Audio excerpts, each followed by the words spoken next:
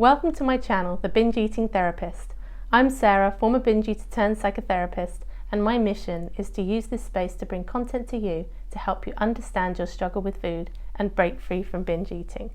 In today's video, I'm going to talk to you about binge eating disorder and bulimia and how they can be very similar and also they can be quite different as well.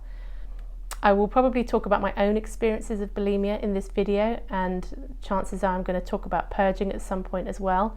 So if this is a sensitive topic for you and you think it might be triggering, I suggest giving this video a miss. So there's a lot of overlap between binge eating disorder and bulimia. So some people find themselves kind of straddling the two, not really knowing which one applies to them the most. Having struggled with both, I've always resonated more with the binge eating disorder criteria, more so than the bulimia criteria. They both involve binge eating. And binge eating is simply, well, a binge is eating within a discrete period of time, for example, a 2-hour window, an amount of food that is definitely larger than most people would eat in similar circumstances. That's the first part to the binge. And already you can see that that's open to interpretation a bit.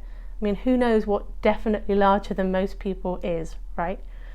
But the second part of the binge is that sense that you are completely out of control, that you are not able to stop, that you are not able to make choices around food. It's that feeling of compulsion. If you felt it, you know what I'm talking about. If you haven't, this idea could just sound really alien to you. Another way that the two are really similar is in the emotional experience. Eating disorders, they just destroy your self-esteem. They make you unable to trust yourself. They bring up feelings of shame, of disgust. All these kinds of things are present in both binge eating disorder and bulimia. The bit where it gets a bit murky is that in order for binge eating disorder to become bulimia, there has to be compensatory behaviours, which is this idea of trying to make up for the binge. And the word that's used in the DSM-5 is inappropriate compensatory behaviours. So a lot of people think of bulimia as purging, being sick after you eat, but it also includes excessive exercise, it includes laxatives, it includes fasting, which is a tricky one now because fasting's kind of trendy in the wellness world, right? And I find a lot of people who struggle with binge eating disorder, they are compensating for their binges. They're trying to diet, they might be exercising. It just doesn't seem to be going to quite the same extreme as somebody with bulimia. But this is why it becomes a grey area, because at what point does a compensatory behaviour become inappropriate? That's not clear. So if somebody has a binge and then the next day they go to the gym for an hour because they think, I want to burn off what I've eaten, a lot of people would say that's not inappropriate to do if you feel like you've overeaten. But if you went to the gym the next day and did 5 hours of hard cardio, most people would say, oh yeah, that doesn't sound right. So the second one would sound more like bulimia, and the first one probably would sound more like binge eating disorder. But where's the line, right? At what point are we saying that exercising to make up for what you've eaten is inappropriate? That's where it gets a bit problematic, and that's why some people can find themselves in this middle ground, because they can be quite anxious about these compensatory behaviours, but because we live in this culture that's full of this diet mentality, the idea of burning off food with exercise is just considered normal. In my bulimia days, I was not purging every time I binged. Sometimes I purged, sometimes I didn't. It was normally for me just a way to feel more comfortable. If it was late at night and I couldn't sleep, then I would do it and I would be able to sleep.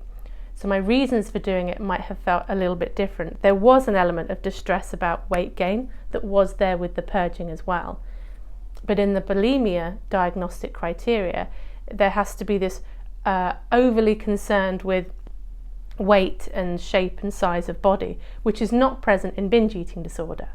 So if someone struggles with binge eating disorder, they don't have to care at all about their body image. They might not have a difficult relationship with their body in order to meet the criteria. However, it's very rare that I meet somebody struggling with binge eating who is not also very concerned and distressed about their body shape or size, but it's not in the diagnostic criteria.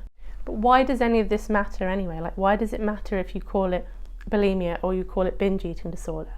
Well, it doesn't matter to me. and it doesn't have to matter to you either. I say call it whatever makes sense for you to call it. What I often find is though people want a name for their experience. They want to know where they fit in. They want to understand, is it this or is it that? Because then I can go and find out information about that thing, and maybe I can find people like me, maybe I can find something that's going to help me. So some people like to know for that reason. Also, if you need to access certain services, a lot of them, eating disorder services, will want you to have a diagnosis. They'll want to know which one they're dealing with. So again, this is a bit tricky for people who find themselves in the grey area. Although the actual treatment in most centres for binge eating disorder and bulimia is probably not going to be that different unless the person with bulimia is of a low weight. Another one that's in the binge eating disorder criteria and not in the bulimia criteria is that there has to be marked distress about the behaviour. So it has to be causing you a big problem. You need to be upset about it in order for binge eating disorder to be an eating disorder. Whereas with bulimia, that's not technically a criteria, even though people are likely to be distressed about it. So I often warn people against, sometimes people want to diagnose people in their lives as struggling with binge eating disorder, but it can be that people exhibit binge eating behaviours and they don't mind. They're okay with it. It doesn't upset them, it doesn't bother them, in which case all the other criteria could be there, but if they're not upset about it, it doesn't fall into the criteria of binge eating disorder.